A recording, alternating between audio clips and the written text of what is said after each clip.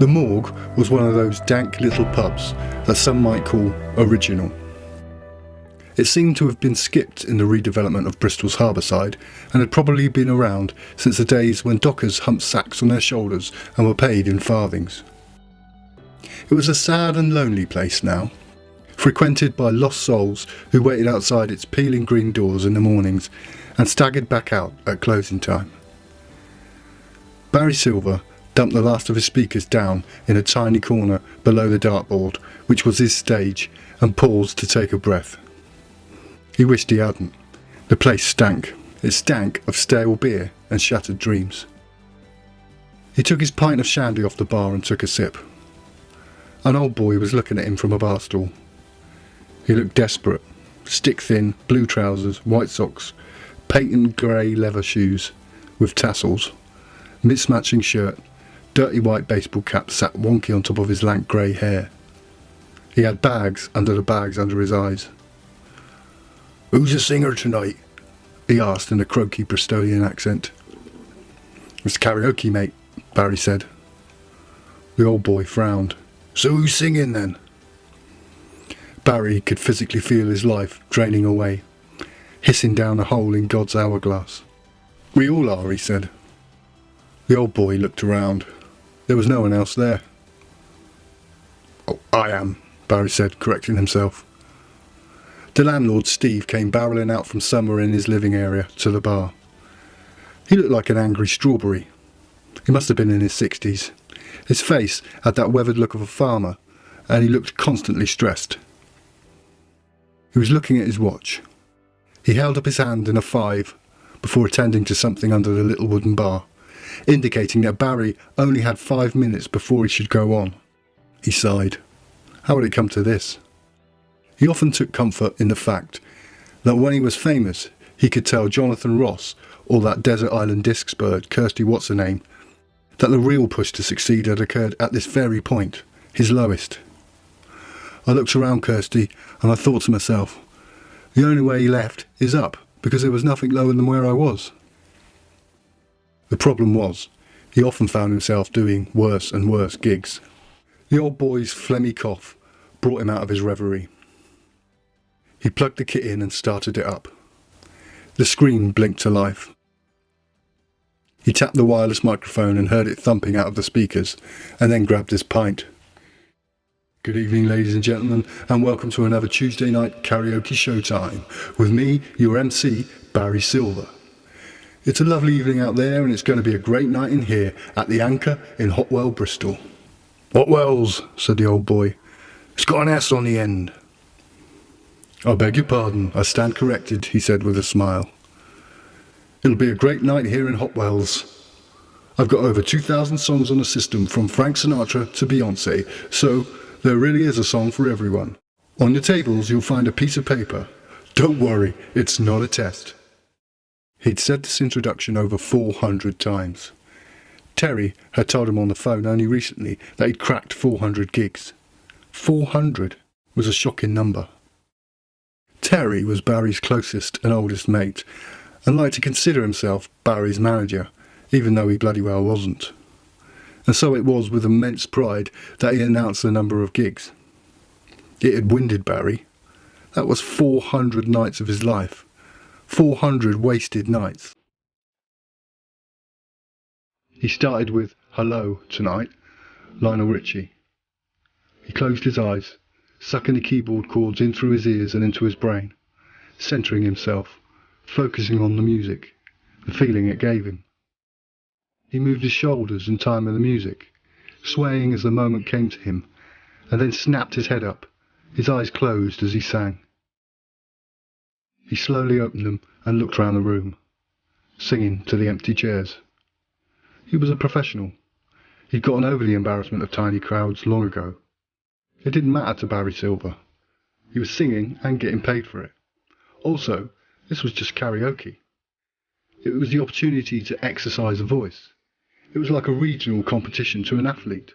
It was just a chance to run, to stretch the muscles. The real athletics would be on the cruise ship. He would be wearing a white tux, his hair greased back. The hall would be packed, all eyes on him. Better still, He would be sat in front of a white piano in a white tux, his fingers dancing on the ivories, a band in the shadows behind him.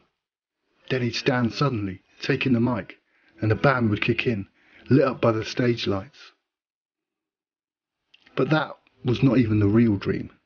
Forget the regionals, the Olympics would be the final of rising stars, with the nation watching, the audience screaming applause, Tina and the kids crying, and that tosser, Keith Richmond, stood in slack-jawed awe, unable to stop clapping his hands.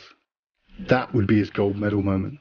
It would be the moment when someone other than himself and Terry, someone with some power in the music world, said, "Wow, who is this guy?" For a second, while he had his eyes closed, he was Lionel Richie, his afro twinkling under the stage lights, free of the Commodores and loved by the universe.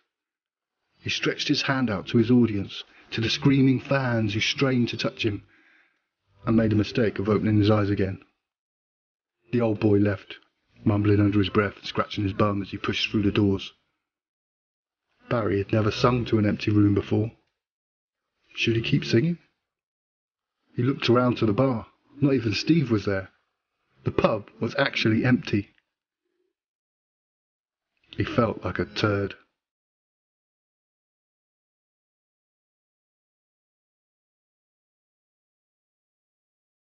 Barry lived in Stroud, a small town in the Cotswold Hills in the southwest of England. The McDonald's car park in the centre of town had become Barry's favourite lunchtime retreat. He loved it, especially on rainy days, where he could sit in his van with the windows steamed up and stuff a Big Mac meal and an ice cream in perfect isolation. Yet today, despite the rain, Barry felt stressed. He'd made the mistake of picking up a call from Vanland, and now his burger was getting cold. The stress was physical and pulled at his shoulders and at the back of his neck, and it was more to do with being interrupted mid-burger than the amount owed on the van repayments. It was more to do with the invasion of his little bubble of Barry time than the dumb tone Sierra from finance had taken while asking for his details. She had called him and then had asked him a series of frustratingly dumb security questions. "Can you tell me your mobile phone number?" "You call me," he snapped, glaring at his burger. To make matters worse, through the mist on his windscreen, he could see the 20-foot smug smile of rising star producer and judge Keith Richmond on a poster advertising the show. "So, you are £754.17 in debt on your account, Mr. Silver. Are you able to pay that amount today?"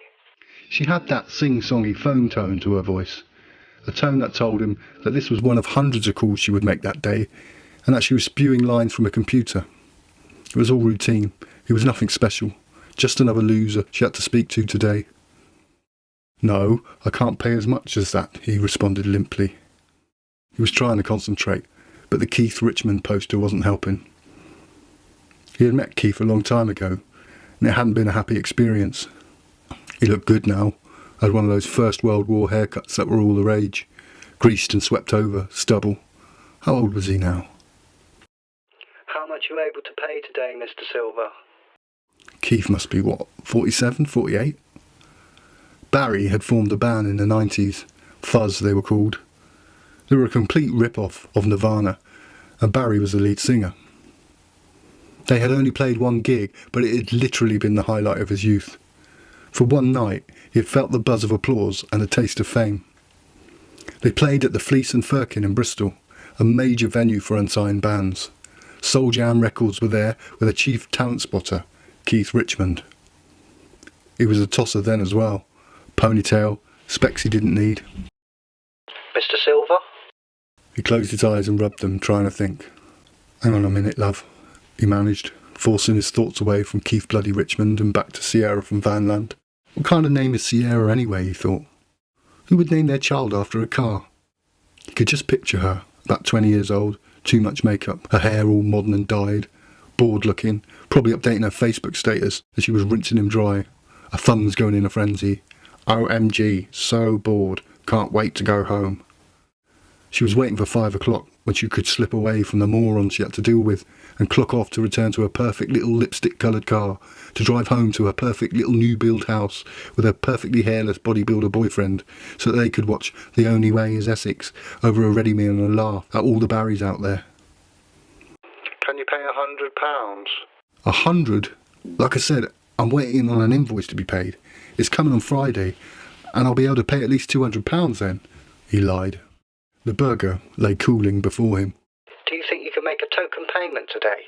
Say £50? Only someone like Sierra would think that 50 quid was in any way token.